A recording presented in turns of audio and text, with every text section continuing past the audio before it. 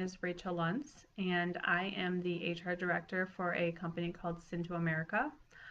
We are a large manufacturing firm. We are actually Japanese owned, American ran, and our corporate headquarters is located around the Lansing, Michigan area.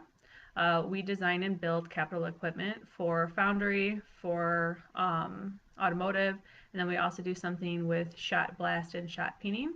We have facilities in Michigan, Ohio, Connecticut, Virginia, North and South Carolina, Georgia, and then we have two facilities down in Mexico.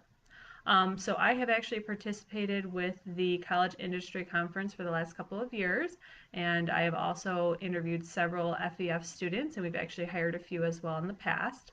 The types of positions we actually hire for would be design engineers, project engineers, mechanical, electrical engineers, and then we also have a broad variety of other types of uh, positions we hire as well, from HR to accounting to marketing. So I'm here just to chat a little bit about some HR topics that will be beneficial for any students who are out there that are trying to get full-time positions in the industry. So that's what I'm going to chat about. So one thing, some advice, is social media pages. So as an HR professional, when we do hire people, we definitely check out LinkedIn pages, Facebook pages. So I recommend that you have a professional picture as your picture on your page. Don't put something up from spring break where you're drinking or wearing inappropriate clothing. So that's just some advice. That's definitely something employers do check. I will say we've not never hired someone because of their page, but it is definitely something that we check out. Um, Next little thing we're going to hit on is interviewing. So what not to say in an interview. So I definitely wouldn't disclose anything that you feel could hurt your chances of getting hired at a position. You do not have to disclose your GPA. You do not have to disclose anything that you don't want to disclose. I wouldn't go into any details about anything bad that happened in your past, like I got pulled over for speeding or I unfortunately got a DUI. These are things that you do not have to disclose at an interview, and I would definitely not go there. If you were specifically asked a question, I would definitely answer that question honestly. However, I would not bring up anything that you don't want to discuss. Um, Next part about an interview. So I recommend that you always dress to impress. Even if it is just a summer position at McDonald's, you want to go into the interview and you want to present yourself in the best light possible. So I recommend always dressing up. For females, I would definitely either do a pantsuit with a jacket or a nice skirt with a dress, nothing too short. When possible, always wear like a sweater or a jacket over your outfit. It makes it look more professional. Nice shoes. You always want to make sure you're looking your best possible. For males, I would definitely not wear shorts. You always want to wear closed-toed shoes. You don't want to wear flip-flops. I would say a nice dress shirt and slacks. And if you have a jacket, that's great, even a tie. Like I said, you always want to present yourself in the best light possible because first impressions do last a very, very long time.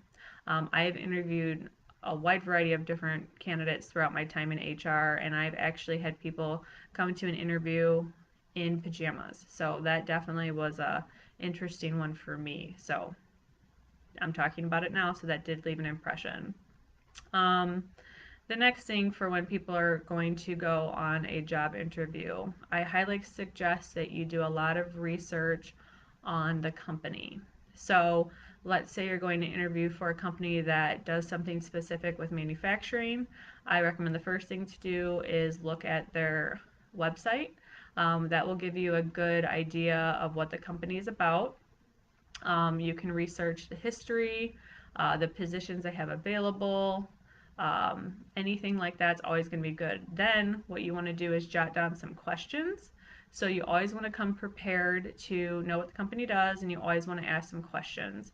One of the best questions that you can always ask for any job that you go to is, where do you see the company in 5 years? That lets them know that you're interested in something long term, which is good impression. but it also lets the person who's interviewing you talk about where the company is and how the company is doing. Obviously, everyone wants to work for a successful company, and that helps open up to say, okay, like we're doing well right now. This is where the company is headed. This is where we see the future. Another good question right now during the COVID pandemic is to say, how did your company fare? How did you guys do during COVID?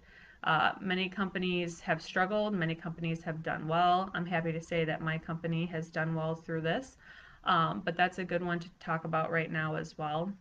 Um, a lot of times, also, a good question to ask is to say, well, what do you feel is one of the best perks of working for this company? Or how long have you been at the company? And what do you like about the company? Those are also good questions to ask a person who's interviewing you. It kind of opens it up, lets them talk. Sometimes it's good to research the person that you're interviewing with. So you might want to go to their LinkedIn page and kind of see, okay, this person actually went to the same college as me, or this person did this. So it's nice to have something personal that you can connect to the person who's interviewing you with. That's always a positive as well. Um, and the final thing, resumes. So I look through resumes constantly.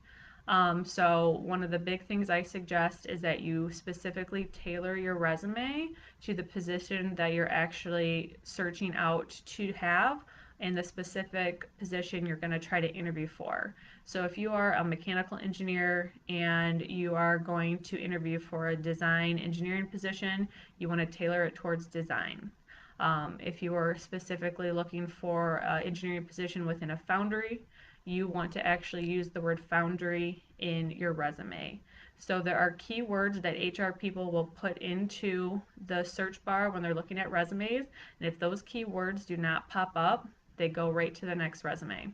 So you want to go through the job description, you're going to want to pull out keywords, and you're going to want to add those words to your resume. So that's a big thing. Also, a cover letter is also a really, really good thing to do. It kind of gives the person who's looking over your resume a little bit of a background.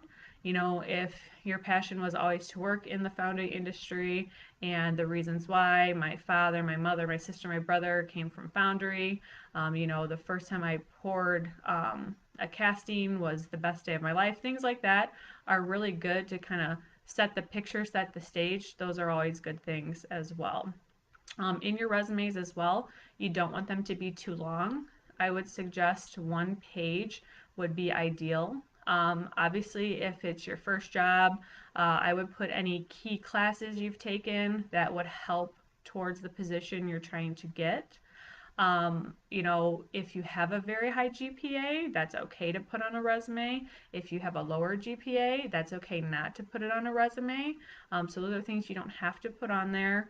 Any type of volunteering that would be beneficial for the position you're looking for is also really, really good. If you did any types of assisting in any college classes, labs, that's always good as well. But like I said, you don't want it to be too long. A page is usually sufficient. If you've done any internships, co-ops, paid, unpaid, those are always good things to add to the resume. So an employer wants to know what kind of commitment you've done. They want to know what kind of experience you've done, but they also want to get a feel for what kind of person you've done and are. Because that's a lot of times what it comes down to is fit. You may be qualified for the position, but if the fit isn't there, sometimes they'll go with a different candidate. Um, so I hope that these things are helping anyone out there who is seeking a job.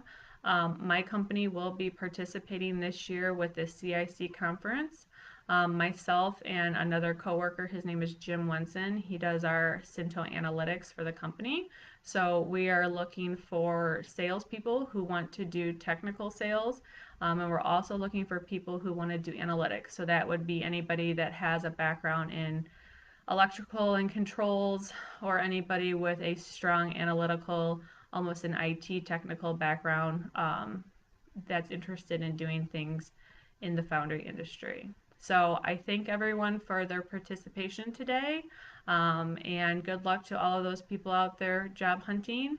And please tune in for the next Facebook Live. Thanks.